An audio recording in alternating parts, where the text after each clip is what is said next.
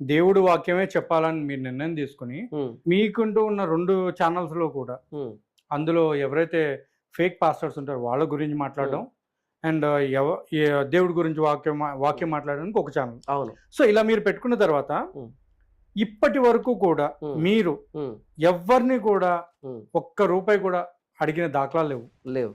కానీ అలా చేయకపోవడమే డేంజర్ అని మాట్లాడుతున్నారు కదా. అలా చేయకపోవడం అంటే ఎలా డేంజర్ అవుతుంది? అంటే ఇప్పుడు అలా అడగట్లేదు అంటే అడగట్లేదని కాదు, బట్ సంఘంలో ఉన్న వాళ్ళని పీడించవచ్చు కదా అన్నట్టు మాట్లాడుతున్నారు కదా వీళ్ళు. నా సంఘానికి క్రిస్మస్ రోజు అయితే 70 మంది వస్తారు.